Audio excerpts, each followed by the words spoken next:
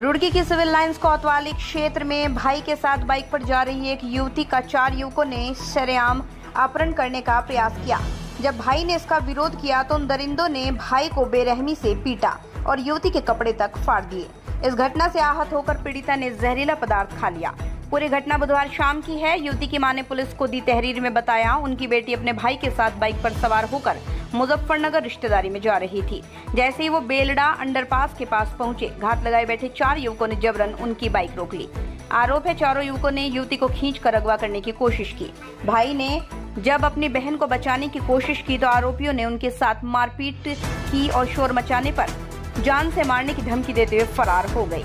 जब डरी सहमी मां बेटी इस घटना की शिकायत करने पुलिस के पास जा रही थी तो दबंगों ने उन्हें रास्ते में फिर से रोक लिया और धमकी दी कि जान से मार देंगे। खौफ और लोकलाज के कारण दोनों घर लौट आई, लेकिन इस बदनामी और सदमे को युवती बर्दाश्त नहीं कर पाई और उसने जहरीला पदार्थ खा लिया। आनंद फानन में उसे कलियर के एक निजी अस्पताल में भर्ती कराया गया है, जहां उसकी हालत बेहद गंभीर है। मामले की गंभीरता को देखते हुए पुलिस महकमे में हड़कंप मच गया। एसपी देहात शेखर चंद सयाल ने साफ किया कि पुलिस ने तत्परता दिखाते हुए आरोपियों के खिलाफ संगीन धाराओं में मुकदमा दर्ज कर लिया और उनकी गिरफ्तारी के लिए टीमें रवाना कर दी गई है। देखिए, ये युवती जो कलियर क्षेत्र की रहने वाली है, उसका कहना था कि 3 दिन परसों की बात है, गांव के कुछ लोगों ने वो अपने किसी परिचित के साथ थी तो उसके साथ बदतमीजी करी और पुलिस के संज्ञान में ये चीज़ें तथ्य कतई नहीं थे।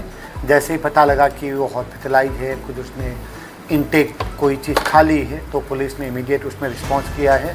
क्योंकि उसका ये कहना था कि उस प्रकरण में गांव का ही मामला है करके गांव के लोग बिना पुलिस या बिना कानूनी कार्रवाई के कुछ करवाना चाह रहे थे, लेकिन हमारे संज्ञान में चीज़ें आई हैं। हमने उसमें मुकदमा कल ही दर्ज कर लिया है। जो दोषी उनके खिलाफ जो लीगल कार्रवाई वो बनेगी। या दूसरे पक्ष ने क्या दबाव, अगर ये तथ्य भी होंगे, ये बयानों में और साक्ष्य होंगे, तो उसको भी हम अपनी विवेचना का पार्ट बनाएंगे।